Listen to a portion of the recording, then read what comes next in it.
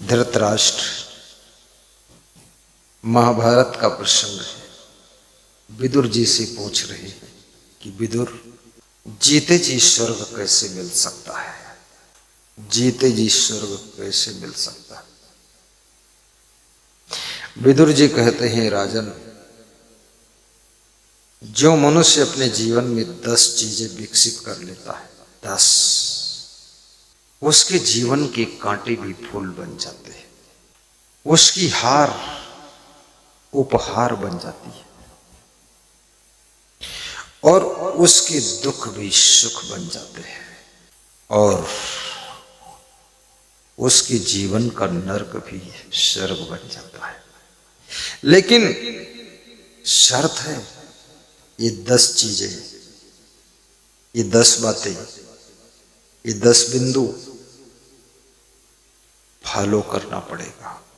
वे कौन कौन सी 10 बातें हैं जिनको फॉलो करने से जीवन स्वर्ग बन जाता है? राजन, पहला बिंदु है सत्यम, दूसरा है रूपम, तीसरा है विद्याम, चौथा है कौल्यम और 5वां है शीलम और 6ठा गुणम, 7वां धनम, 8वां बलम और 9वां शौर्यम, 10वां चित्रभाष्यम, 10वें च स्वर्ग योनया। ये 10 चीजें मनुष्य के जीवन में स्वर्ग को जन्म दे देती है, स्वर्ग पैदा हो जाता है। गौर करना इस बात पर, ये 10 बातें बड़ी वजन बातें। नंबर 1, सत्यम। सत्य के बारे में आप जानते हैं, सच्चाई के बारे में आप जानते हैं और सच्चाई को आप कितना पसंद करते हैं। झूठ को आप बिल्कुल पसंद नहीं करते। सत्यम, आप ये चाहते हैं कि हमसे जितने लोग जुड़े हैं वे सत्य बोले। पति चाहता है मेरी पत्नी कम से कम मुझसे तो सच सच बताए, क्या बात है। पत्नी भी चाहती कि पति दूसरों से छिपाए तो ठीक, कोई बात नहीं, लेकिन मुझसे तो कम से कम बताए, क्योंकि हम और वो 2 ही तो हैं, और कौन है। और जब पति अपनी पत्नी से कुछ छिपाने लगता है, सच को छिपाने लगता है, पत्नी अपने पति से सच को छिपाती है, बेटा बाप से सच को छिपाता है, माँ बाप बेटे से सच को छिपाते हैं।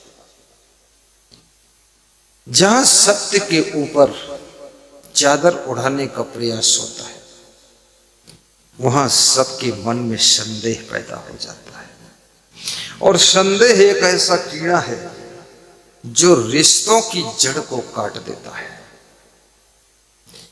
रिश्ते बिना विश्वास के जीवित नहीं रह सकते। विश्वास रिश्तों की जान है, भरोसा प्रेम की जान है। भरोसा टूट गया, प्रेम टूट जाता है। विश्वास खत्म, रिश्ता खत्म। इसलिए जीवन में विश्वास और भरोसा का ख्याल रखना और सत्य की राह पर चलो। थोड़ा थोड़ा झूठ तो कभी कभी जीवन में सबको बोलना पड़ता है। मैं नहीं कहता हूं कि तुम 100% सत्य ही बोलो, क्योंकि कभी कभी ऐसी कंडीशन आ जाती है कि वहां झूठ बोलकर ही आप बच सकते हो। यदि आप सच बोलोगे तो बहुत मुश्किल में पड़ सकते हो। और कभी कभी लोग झूठ बोलकर तुमको फंसा देते हैं, और झूठ बोलकर यदि तुमको फंसाया है तो झूठ बोलकर ही उस फसौले के जाल से तुम बाहर निकल सकते हो, क्योंकि कांटा कांटे से निकलता है, लोहा लोहे से कटता है, झूठ भी झूठ से ही कटता है। झूठ अगर तुमको किसी ने फंसाया है तो झूठ से ही तुम बाहर हो सकते हो, अन्यथा तुम फंस जाओगे।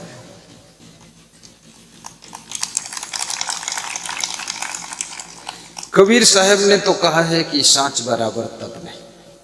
बात तो बड़ी सरल है, कहने में सरल, लिखने में सरल, पढ़ने में सरल, सुनने में सरल, लेकिन इसको अमल करो तो बड़ी कठिनाइयां पैदा हो जाती। उत्तर प्रदेश का एक व्यक्ति पेट्रोल बेचता था, पिपिया में भरकर पेट्रोल बेचता था। और उस समय पेट्रोल खुला बेचना अपराध माना जाता था। क्यों? क्योंकि पेट्रोल एक ज्वलनशील पदार्थ है।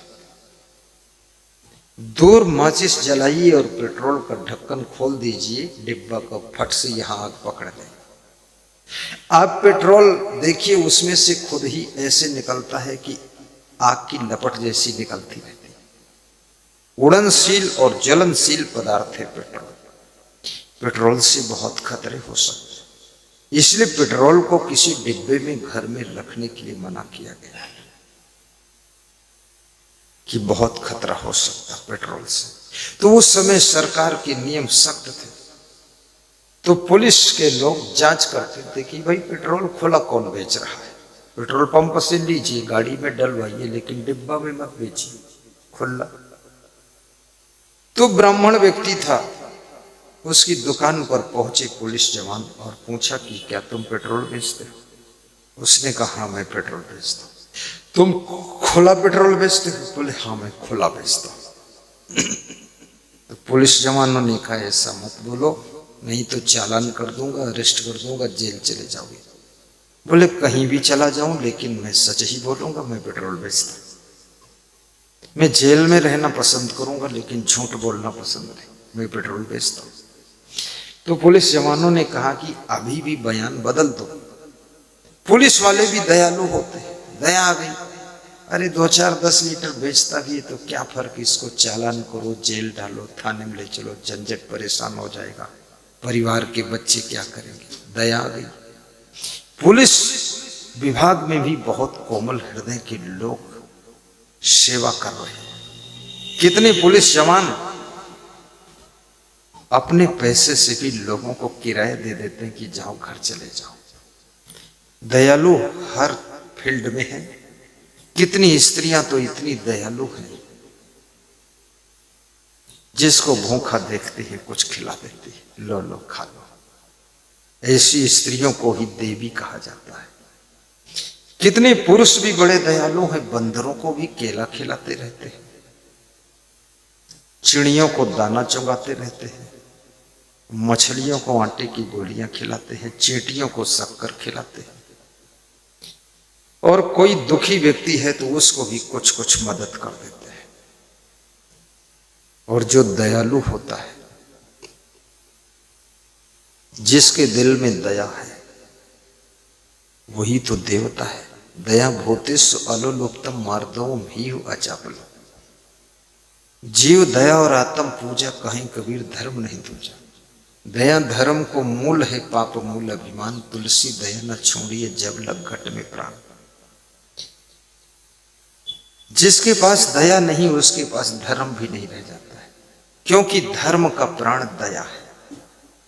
दया मर गई तो समझ लो आपका धर्म भी मर गया। कितने ऐसे मत हैं, मजहब हैं, जिनमें दया नाम की चीज ही नहीं है।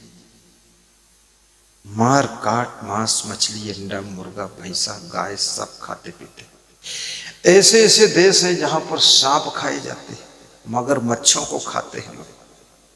बिच्छू का नमकीन बनाकर खाते हैं, मधुमक्खियों का नमकीन बनाते हैं, खौलते हुए तेल में मधुमक्खियों को गिरा देते हैं, अब भून गई फिर थोड़ा नमक डाल के।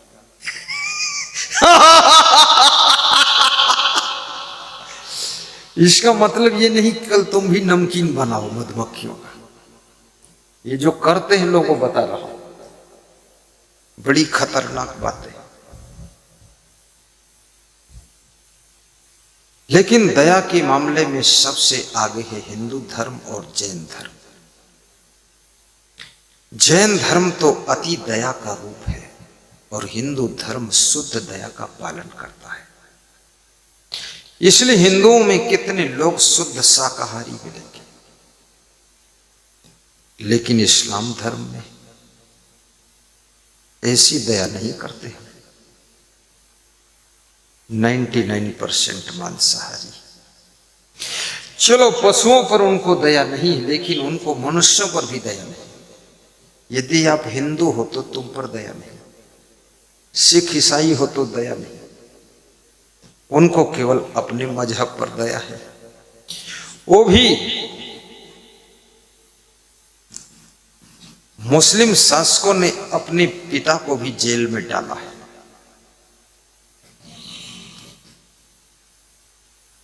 और गद्दी ले लिया है। गद्दी का लालच तुमसे बहुत रद्दी काम करा सकता है, और जब रद्दी काम करोगे तो तुम्हारी भद्दी हो जाएगी। इसलिए गद्दी का लालच मत करिए, अपनी योग्यता को बढ़ाइए।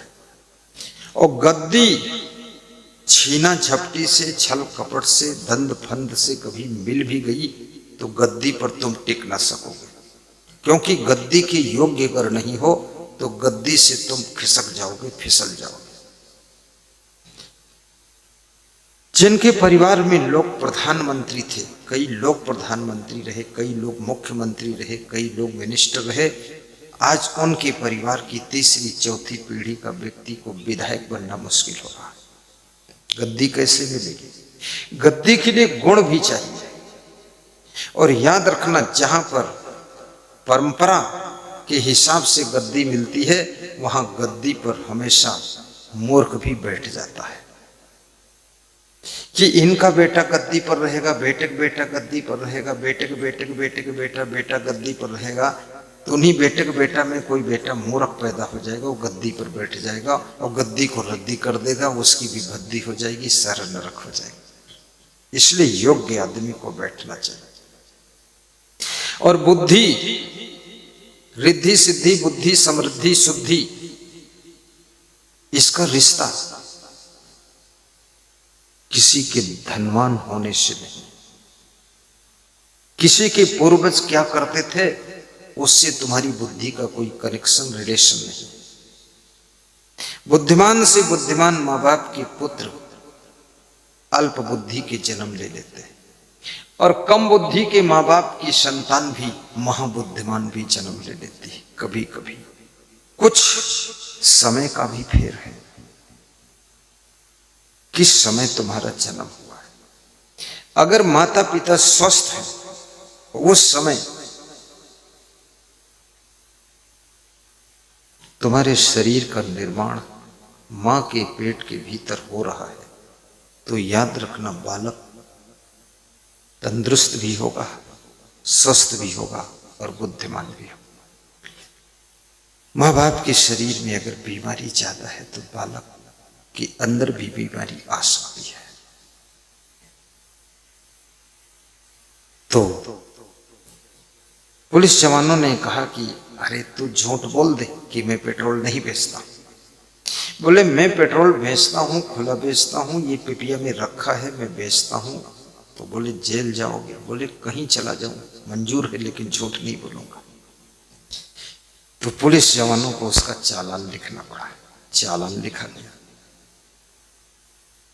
थाने ले जाया गया, केस दर्ज हो गया, मुकदमा 10 साल चलता रहा। वो मुकदमा लड़ता रहा। जज ने पूछा कि तुम पेट्रोल बेचते थे खुला में? जी सर, मैं पेट्रोल बेचता था। बोले पुलिस वालों ने सच पकड़ा? हाँ जी सर, सच पकड़ा। पुलिस वालों ने कहा कि इस कलयुग में इतना सच बोलने की हिम्मत तेरे पास में है, अब तेरे लिए मैं क्या करूं। तो 5-6 जज बैठकर मीटिंग करते हैं, बड़े बड़े वकीलों को बुलाया कि यार इस सत्य बोलने वाले आदमी को बचाना है, कैसे बचाया जाए इसको। निकालो कानून, ढूंढो कानून, कहां से इसको बचाया जाए, क्या किया जाए।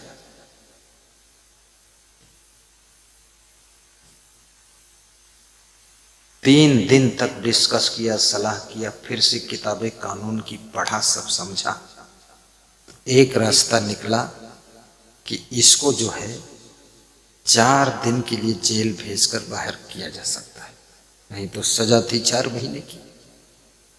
4 दिन जेल में भेजकर बाहर आया। जज ने फिर बुलवाया, कहा तुमने सत्य क्यों नहीं छोड़ा। उसने कहा जेल से तो बाहर आ सकता हूं, लेकिन अगर झूठ बोल देता तो नरक से बाहर कभी नहीं आ सकता था, इसलिए मैंने सत्य बोला।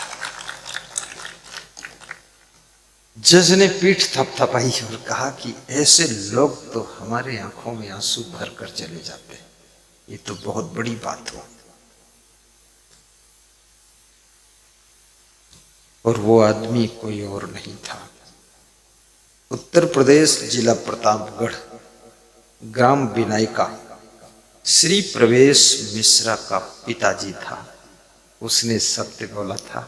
प्रवेश मिश्रा ने ये कहानी अपने बाप की सुनाया था, और प्रवेश मिश्रा बोले, गुरुदेव मैं ऐसे बाप की संतान हूं जो मेरा बाप ऐसा था। उन्होंने कहा कि मेरा सौभाग्य है जो आप जैसे गुरु मिल गए हमको। मैं ब्राह्मण हूं गुरुदेव, 1100 रुपये हर महीने आपकी सेवा के लिए भेजता हूं। विश्वास है कि मेरा गुरु सच्चा है, मुझे भरोसा है। मेरे ऊपर भी एक मुकदमा चल रहा है गुरुजी, मेरे बाप पर मुकदमा तो सत्य का चला था, और मेरे ऊपर मुकदमा भी मेरी नौकरी पर चल रहा है, और मुझे विश्वास है गुरु सत्य की विजय हो। इस वर्ष वह आए और बोले, मुकदमा मैं जीत गया हूं और सर्विस फिर से ज्वाइन कर लिया हूं, और जो पिछला 10 साल सर्विस नहीं किया मुकदमा चला, उसका भी पैसा मिलने की उम्मीद है। अब मैं करोड़पति भी हो जाऊंगा, अब सेवा ज्यादा करूंगा आपकी। याद रखना, सत्यम, सच्चाई छिप नहीं सकती कभी झूठे वसूलों से, खुशबू आ नहीं सकती कभी कागज के फूलों से। इसलिए खुशबू आ सकती है उन कागज के फूलों से जिन पर सेंट छिड़क दिया गया, और सच्चाई छिप सकती है कब, थोड़े दिनों के लिए जो बहुत छल कपट किया गया, लेकिन ऊपर से छिड़की हुई सेंट की खुशबू 24 घंटे में उड़ जाएगी, और ऊपर से थोपा गया झूठ भी कुछ ही दिनों में उड़ जाएगा, और फिर से सत्य ही प्रकट हो जाएगा। सूरज को बादल ढाक लेते हैं, लेकिन हवा का झोंका बादलों को उड़ा देता है और सूरज फिर चमकता है। हमारे गुरुजी एक दोहा सुनाते थे कि मैं सच्चे पथ का राही हूं, कह सकता दिन को रात नहीं, और ईमान बेच दो टुकड़ों में, ये मेरे बस की बात नहीं। क्योंकि संसार के कुसंग में पड़कर बुद्धि बिगड़ जाती है, मन बिगड़ जाता है, कर्म बिगड़ जाती है, मनुष्य की वाणी बिगड़ जाती है, मनुष्य का स्वभाव बिगड़ जाता है, व्यवहार बिगड़ जाता है, चरित्र बिगड़ जाता है।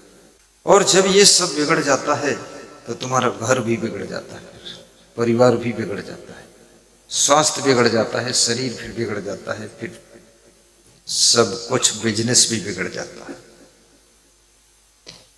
सत्संग तुम्हारे मन को बिगड़ने से बचाता है, चरित्र को फिसलने से बचाता है, तुम्हारे स्वभाव को सत्संग सुधारता है, तुम्हारी वाणी को परिष्कृत करता है, और तुम्हारे दिल को चंचल नहीं होने देता है, और तुम्हारे कर्मों को सत्कर्मों में सत्संग बदल देता है। और जब ये सब ठीक हो जाता है तो तुम जब मिट्टी छूते हो तो भी सोना बन जाती है, और सोना छूते हो तो हीरा बन जाता है, और हीरा छूते हो तो भी और चमकने लग जाता है।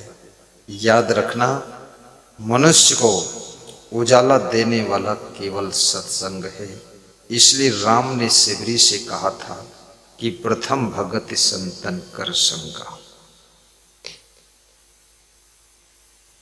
प्रथम भक्ति संतों का सत्संग करो, सत्संग कराओ और सत्संग सुनो, और दूसरों को भी सत्संग सुनवाओ।